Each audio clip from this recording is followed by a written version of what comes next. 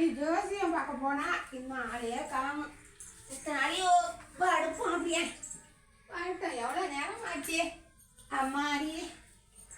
என்னம்மா பார்க்குறேன் வரட்டும். வந்துட்டியா? வந்துட்டேம்மா. பார்த்துட்டியா? இப்போதான் படுத்தேன்.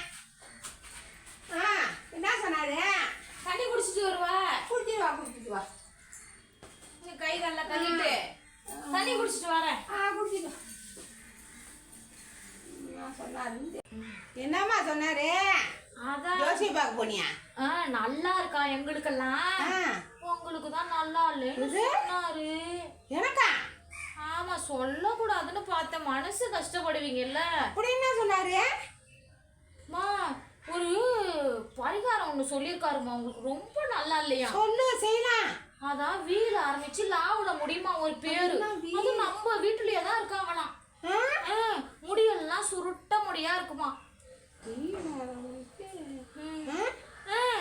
அவங்களுக்கு இந்த தீபாவளிக்கு 5 பவுன்ல ஆறனா. 5 பவுனா? முடியலனாலும் பரவாயில்லையா, ஒரு 1/2 கிரானாவது எடுத்து கொடுக்கணுமா பவுன்ல. 1/2 கிராம். அப்புறம் ஒரு 5000 பட்டு போடுவியா? 5000? ஆமா. போன 2 நாளைக்கு முன்னாடி தானே ஜவுளி போட்டுட்டு வந்தோம். இதெல்லாம் எடுத்து கொடுக்கலன்னு நினைச்சீங்க, உங்க முகம் அப்படியே சுருங்கி தோலெல்லாம் சுருங்கி இப்படி லொடலொடதான் ஆட ஆரம்பிச்சிருவான். முடியெல்லாம் நரைச்சு போயிடும். நாங்க பார்க்கவே நல்லா இருக்காதான்.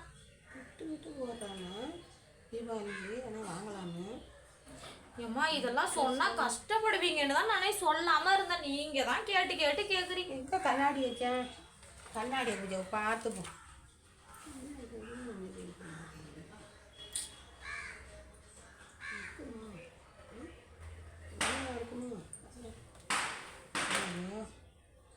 அப்புறம் என்னம்மா சொன்னாங்க?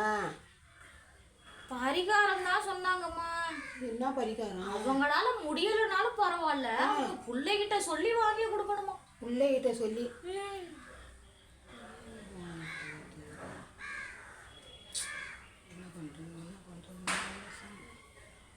வேற ஒன்றும் சொல்லவே இல்லையா பரிகாரம்? இன்னும் வேற ஒரு பரிகாரம் சொன்னாங்கம்மா.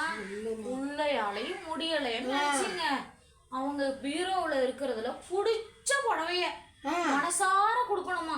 கோபமே படப்படாதான். கோபம் படாம சொல்லணுமா. கையால எடுத்து கொடுக்கணுமா. சுருக்கம் வராதுன்னு சொல்லிட்டாரு. முடியெல்லாம் நரைக்காது. சொல்லிட்டாருல. சரி.